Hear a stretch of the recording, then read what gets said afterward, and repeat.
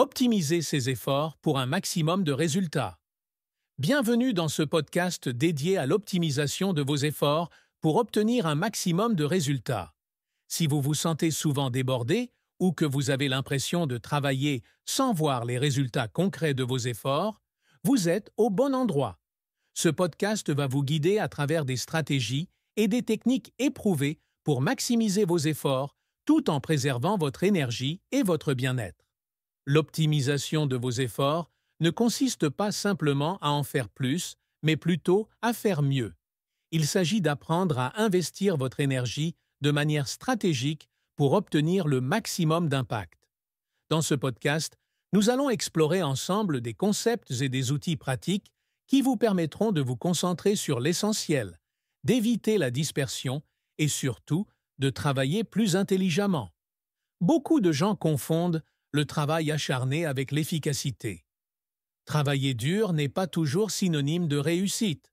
En fait, cela peut même conduire à l'épuisement et à une baisse de performance. Optimiser vos efforts, c'est avant tout comprendre où, quand et comment concentrer vos ressources pour atteindre vos objectifs avec un minimum d'efforts. Nous allons aborder différentes méthodes, de la gestion du temps à l'automatisation des tâches, en passant par la gestion de l'énergie et l'importance de définir des objectifs clairs. Si vous souhaitez être plus productif sans pour autant vous sacrifier, restez avec nous, car vous découvrirez des stratégies simples mais puissantes qui transformeront votre manière de travailler et d'aborder vos projets. Premier, comprendre l'optimisation des efforts. La clé de l'efficacité durable. L'optimisation des efforts est un processus stratégique qui repose sur une vision claire et une planification méticuleuse. Pour optimiser ses efforts, il est d'abord essentiel de comprendre où l'on met son énergie et son temps. De nombreuses personnes passent leur journée à travailler dur sans prendre le temps d'évaluer si elles vont dans la bonne direction. Il est essentiel de ne pas se contenter de travailler plus, mais de travailler mieux, plus intelligemment. Les fondements de l'optimisation. Évaluation des priorités. L'optimisation commence par une évaluation sérieuse de vos priorités.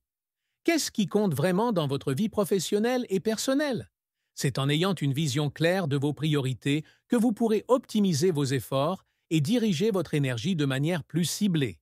Ce processus de clarification est souvent sous-estimé, pourtant il est crucial. La méthode de la matrice d'Eisenhower est particulièrement utile ici.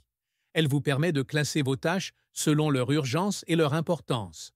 Cette classification vous permet de savoir sur quoi concentrer vos efforts immédiatement et quelles tâches déléguer ou laisser de côté. Réduction des distractions. Le monde d'aujourd'hui est rempli de distractions constantes. Entre les emails, les réseaux sociaux, les réunions non productives et les sollicitations diverses, il est facile de perdre du temps et de l'énergie sur des activités peu importantes. L'optimisation des efforts nécessite la mise en place d'un environnement de travail propice à la concentration. Cela inclut la gestion de l'espace de travail, l'élimination des distractions, mais aussi la création d'habitudes qui favorisent la concentration, comme l'utilisation de techniques de gestion du temps telles que la méthode Pomodoro, qui consiste à travailler par intervalles de 25 minutes entrecoupés de pauses. Alignement des actions avec les objectifs. Un autre élément fondamental de l'optimisation est d'assurer que vos actions quotidiennes soient en parfait alignement avec vos objectifs à long terme. Si vous vous trouvez à accomplir des tâches qui ne vous rapprochent pas de vos objectifs personnels ou professionnels, vous gaspillez de l'énergie.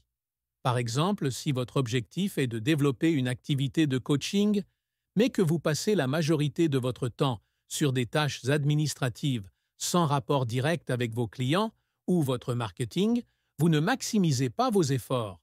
Cela requiert de faire un travail de réflexion sur les tâches qui méritent votre attention. Gestion de l'énergie personnelle. Une des clés de l'optimisation des efforts est la gestion efficace de son énergie.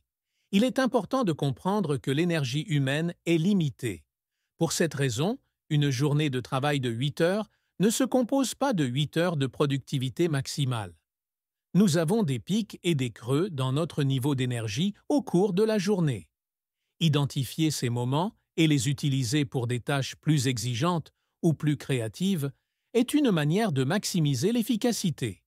De même, il est important d'apprendre à reconnaître lorsque votre énergie est faible et à ne pas insister à continuer de travailler de manière inefficace.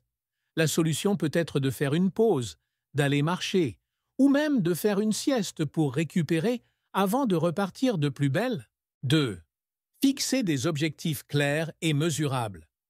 La structure qui guide l'optimisation. L'optimisation des efforts ne serait rien sans des objectifs bien définis. Il est impossible de savoir si vous êtes efficace sans avoir des repères clairs. La fixation d'objectifs est donc essentielle pour canaliser vos efforts et structurer votre journée de manière stratégique. Mais la question se pose, comment définir des objectifs qui vous permettent de maximiser vos efforts tout en évitant de vous épuiser? Les principes de la définition des objectifs. La méthode SMART. Pour que vos objectifs soient réellement utiles dans un processus d'optimisation, ils doivent être SMART. Spécifiques, mesurables, atteignables, réalistes et temporellement définis. Ces critères permettent non seulement de clarifier ce que vous devez accomplir, mais aussi de déterminer comment vous allez mesurer vos progrès et à quel moment vous saurez que vous avez atteint l'objectif. Par exemple, au lieu de dire « je veux être plus productif », un objectif SMART pourrait être « je veux accomplir 3 tâches importantes chaque jour d'ici la fin de la semaine ». La hiérarchisation des objectifs. Une fois que vos objectifs sont fixés, il est important de les classer par ordre de priorité. Tous les objectifs ne sont pas égaux en termes d'importance. Certaines actions auront un impact majeur sur vos résultats, tandis que d'autres seront de moindre importance.